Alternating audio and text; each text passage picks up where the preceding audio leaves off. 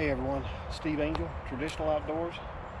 I've sat here and got myself worked up. It's 10 o'clock. At about 9 o'clock this morning, I shot another buck. I'm tagged out on bucks. I'm pretty sure I heard it go down. I'm hunting with a primitive longbow. This is my first primitive kill, and I can't believe it's a buck. I had to get my long sleeve off. All I had with me was merino, and it's like 55 degrees.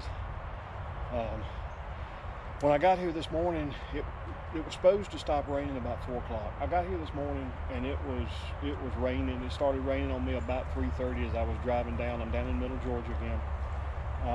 And I was actually going to hunt. I'll put the camera on in a minute. When Nick was here with me back in November, Nick hunted from a stand that I had pre-placed, or a receiver I pre-placed maybe 50 yards from here in a double oak. And the way it was raining this morning, I honestly just didn't want to haul my stand in here and get everything set up because I just didn't know if I was going to get rained out. And it's, as you can see, I'm soaking wet. It's been raining on and off all morning. So I knew there was a bunch of scrub brush here, and I'll be honest, I kind of thought I was going to actually see animals moving through back here. But about 8:45, I caught movement off to my right. The wind is blowing southwest. There's a pond back here, and the wind's coming off this hill and blowing straight down across that pond. And my thought was, I was actually sitting this way, and my thought was, if I saw anything coming, it was going to come right down through here and I'd get a shot over this way. But I caught him moving, and before he could get to where he could see me, I went ahead and shifted around, and he was working his way up, basically walking parallel to me about 40 yards. And I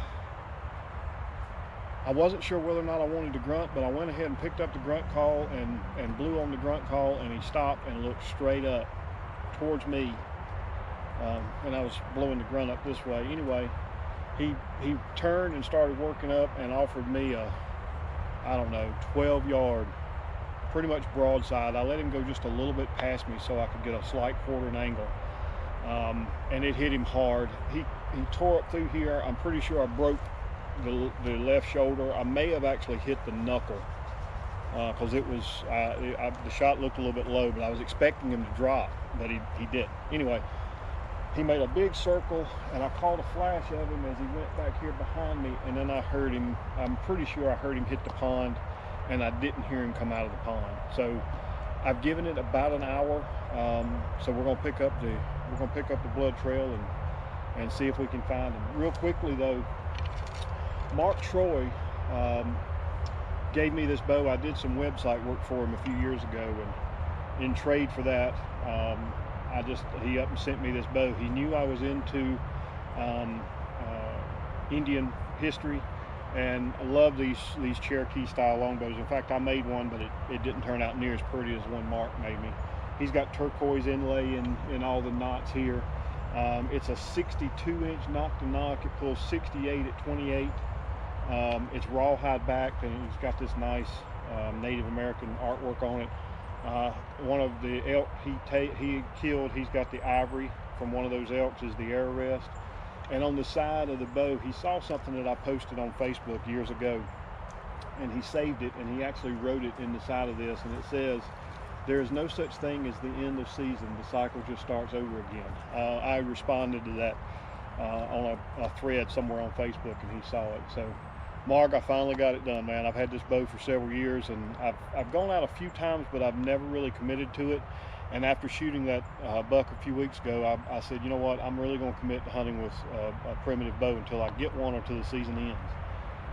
The arrows, and Danny Putz, I think is the guy's name, Danny P-U-T-Z. Give me 1 second, I'll pull it up on, because I don't want to butcher his name. But he contacted me through Simply Traditional, and yes, Danny Putz, D-A-N-N-Y-P-U-T-Z, contacted me a while back, and he had started making hickory shafts, wanted to know if I'd be interested in trying some. And I said, sure. So he sent me 3 dozen, I think, and I tried some of them out. I was hoping to shoot them with this bow, and the spine was just off just a little bit. He sent me some 60-65 5/16 shafts. I was hoping I could get away with them, and I couldn't. So he sent me some others, and these are 70-75 spine, and I'm shooting 160 grain Magnus. The total weight on these things is around 860 grains. They are very heavy and very hard. I'm hoping that arrow is not broke, because I could see it as he was running, but he didn't really run through much that was very thick, so I'm hoping it survived. The quiver is a bark weave quiver by Nick. Well, and now I just drew a blank on his name. I'm too excited, folks. I'm sorry. I'm having a hard time with names today. Nick Dillingham. I should have known that. He made this for me a couple years ago for this bow, and again, it's really kind of the first time I really carried the quiver. I've hunted with a bow a couple of times, but again, not anything really serious. So I'm gonna get the camera here and the GoPro and just kind of pan it around and show you where the stand that Nick was hunting in, and then we'll pick up the trail and see if we can put our hands on this guy. Man, I'm so excited. I know I'm rambling, but I'm pretty pumped up. So let's see if we can find him. All right, folks, so there's my little hideaway there. I was kind of behind, tucked in front of that brush, right behind that poplar that's laying crossways there. And if I pan around here, I'll try to find this double oak that Nick hunted out of. And if I come over this way, see if I can get my bow in frame here. That double oak right there at the end of my bow, that's the tree Nick was hunting in when he was back here in November. And he had a couple deer come in on him. They came in behind him, but he didn't get a shot. So yeah, I'm probably maybe 30-40 yards from that. Again, with the rain this morning, I didn't want to haul everything in here and then get rained out, so I decided to hunt on the ground. I'm soaking wet. I've got a wet butt, but I'm not complaining. I'm very happy. So I'm gonna stop this, see if I can go pick up first blood, and then we'll follow the trail. Well, it didn't take long, folks. So there's my makeshift blind from this morning, and if I pan around here, not sure. So like I said, it's been raining, so everything is wet, so I'm hoping this is going to show up. But right here I've got blood. So I mean, I've got blood on the ground pretty much at the point of impact. In fact, right here is I think where he was standing when I shot, and I've got blood everywhere here.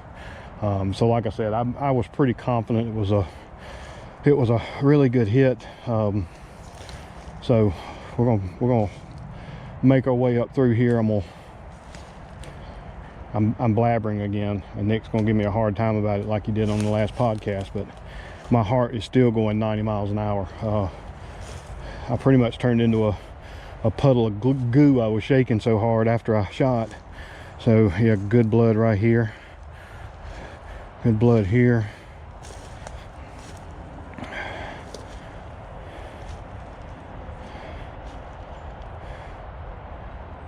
blood here. Got good blood up there.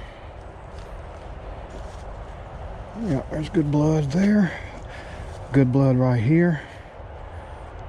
I'll keep checking my phone, make sure I've got things in. Actually, I need to tilt my camera down a little bit. See if that's a little bit better. There we go. So I got blood there. Blood up through here.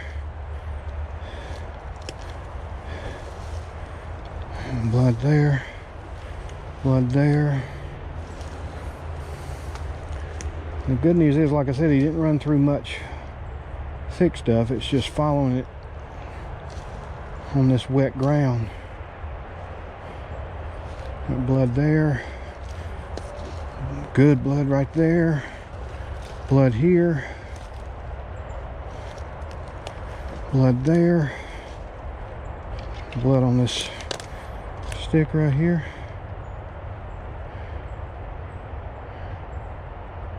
Where did you go? Blood here. Blood here.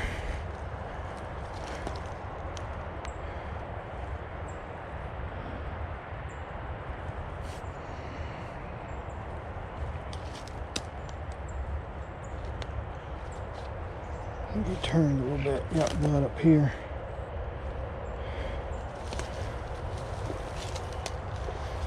Blood here. A lot of blood there. Blood here. And he's going pretty much exactly where I watched him go. It does make it a little bit easier when you see him. Good blood there. Blood there.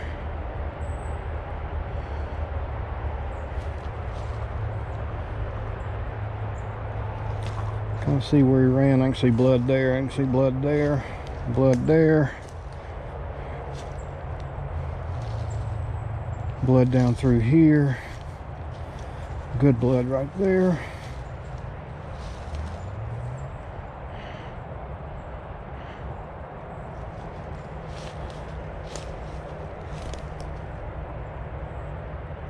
Part of me, there's blood. Part of me wants to just go, because like I said, I heard him hit water and I heard him splashing around, and then it just stopped.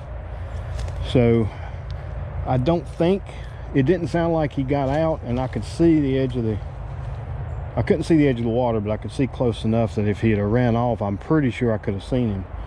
The only thing, oh, he was really stumbling right here.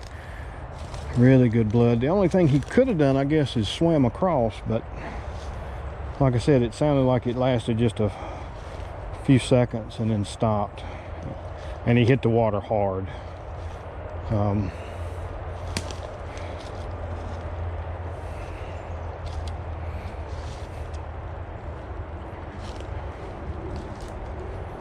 Check, make sure I'm still recording. I am. Blood here, blood there, blood down through here. Really good blood right there. And that's about as good as you could ask for right there. Pretty sure it's heart blood. Blood there. Blood down through here. Blood all over that tree. Blood there. Blood down through there. More blood.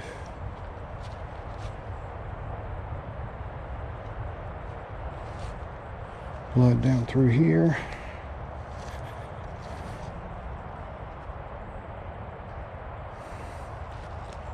Blood down through there.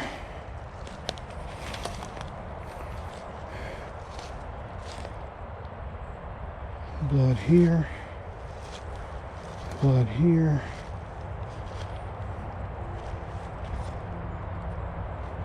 Blood there. Blood. Blood, blood. Blood. Blood all down through. Blood, good blood there. Blood here.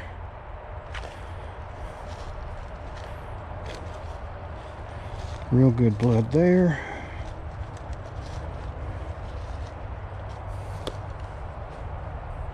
Oh, he turned here. He didn't go straight to the water. Oh, God. He was painting the ground, though. Blood up through here.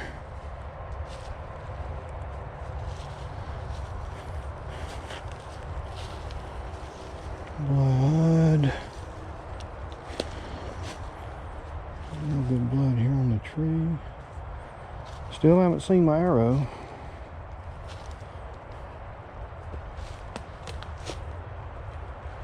Blood right down through here. A lot of blood there. A lot of blood here.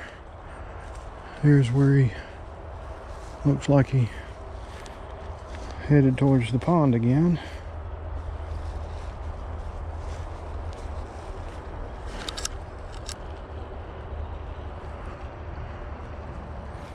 Blood here. Where'd he go? Oh. Blood here.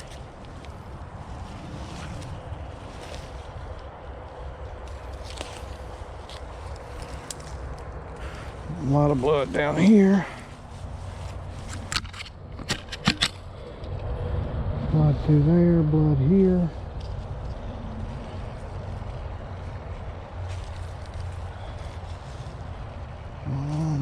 Where did you go?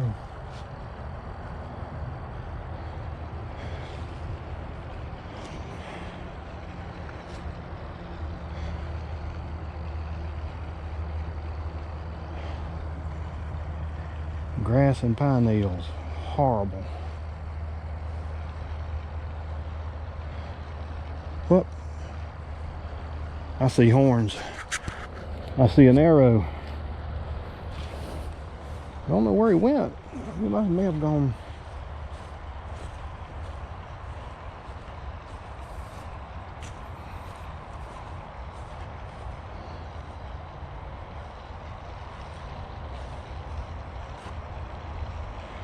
I'm telling you what, I'm excited, y'all. All right, I'm gonna set the camera up here somewhere, see if I can dig my GoPro clamp out of my pack, and we'll drag him up here. Oh, I'm still shaking like a leaf. All right, I'll be back. Well, folks, I can tell you what, I've taken bigger animals.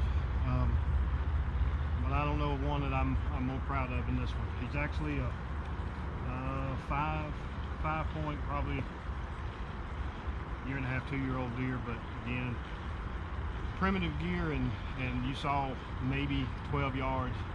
I couldn't pass it up. So I'm tagged out on bucks. I'm pretty sure if I sit this afternoon, I'll have a Boone and Crockett walk by, but that's okay. I'm about as I just can't get any more excited than I am right now. I hope you've enjoyed it. I'm gonna get this joker field dressed here. I got a pretty good drag to get him out to the truck, and then I'll try to stop somewhere along the way and get some better pictures. Till next time, I'm a happy man.